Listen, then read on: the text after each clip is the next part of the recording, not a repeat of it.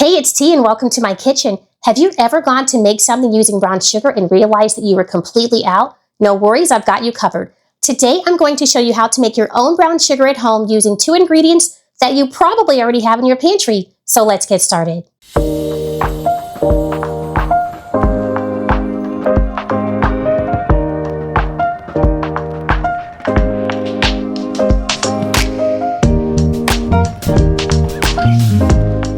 Before we get to the recipe, let's talk about the tools that you're going to need. So today I'll be using a spoon,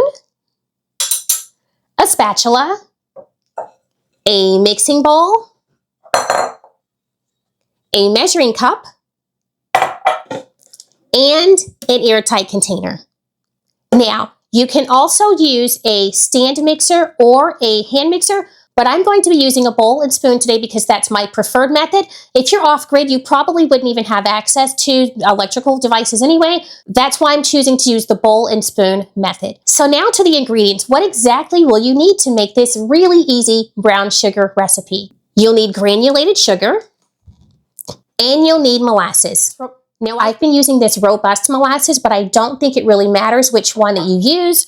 I also have this original molasses on hand as well. But today, because this is the one that is open, I'm going to be using this one. You're probably asking if we're going to be making light brown sugar or dark brown sugar, and the answer is yes. So I tend to make something in between. A basic brown sugar recipe calls for 1 cup of granulated sugar and approximately a tablespoon of molasses. I make something in between I like to call a medium brown sugar. I do measure the sugar, but I do not measure the molasses. So mine sometimes comes out somewhere between the two. So I have a medium brown sugar really that I tend to make. So today though, I'm going to be making a double batch. So I'll be making mine using 2 cups of sugar, and then I'll be making the molasses certainly more than 2 tablespoons, probably 3.5 tablespoons. I don't know. I don't measure like I said. So let's go ahead and get started. So here we have our 2 cups of granulated sugar. I'm just going to pour this into the bowl. And then here's my molasses. Again, I do not measure this, but because I doubled that, I'm going to make sure that I have more than 2 tablespoons because it's 1 cup to 1 tablespoon. If you want light brown, and I make something kind of in between, so maybe mine has about 1.5 tablespoons. I don't know, I don't measure it, but I'm going to be using maybe about 3 tablespoons for this here. We'll see how much is left in this jar.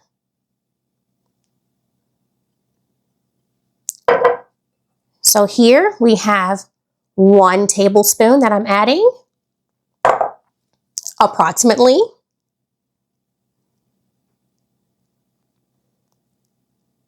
Molasses is slow.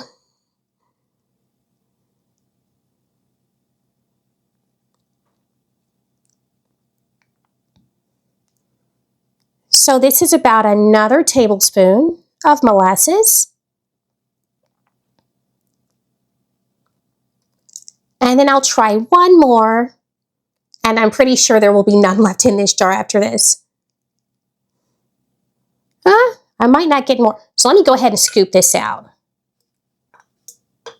because we're not wasting around here.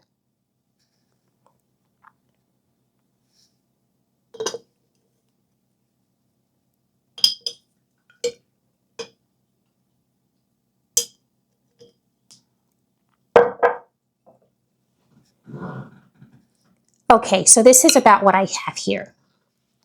I will warn you that mixing by hand can be pretty tedious, but that's the method that I'm going to use today.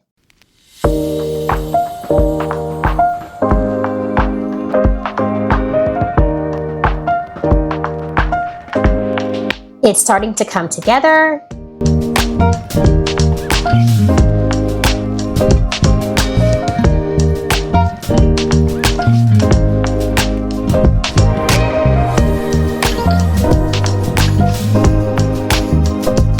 We still have quite a few chunks of molasses in here, so I'm going to keep pressing it out.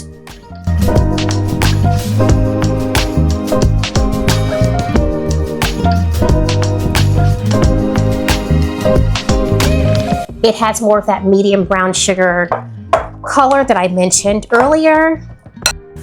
Light brown sugar and dark brown sugar are really just cousins in the same pantry.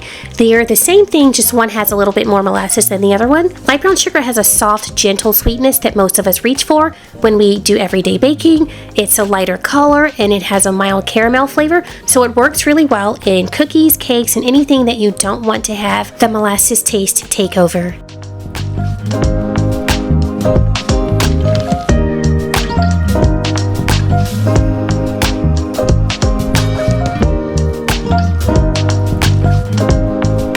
Alright, we're getting there. There are just a few more clumps of molasses. Dark brown sugar is the deeper, moodier version of the two.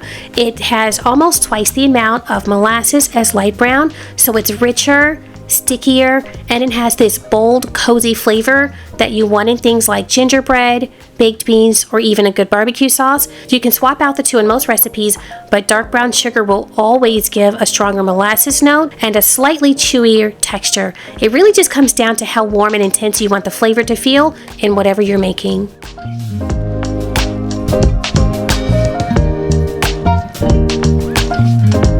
We're all done. You want it to have a consistency of like a kinetic sand, and that's exactly what we have here. So now let's go ahead and pour it into our airtight container.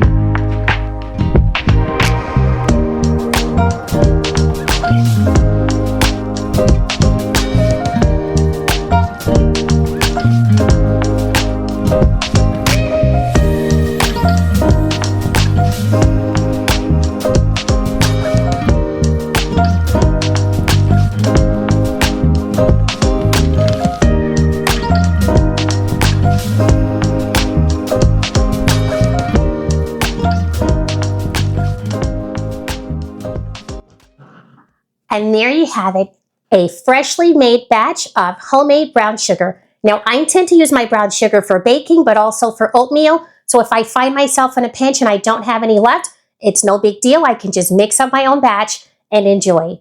I hope you enjoyed this video in which I showed you how to make homemade brown sugar from just 2 ingredients that you probably already have in your pantry. If you enjoyed this video, please give it a big thumbs up. If you would like to see this kind of content in the future but are not yet subscribed, please click the subscribe button, and when you do, don't forget to click the notification bell so that you won't miss out on future uploads. Stay blessed and happy homesteading.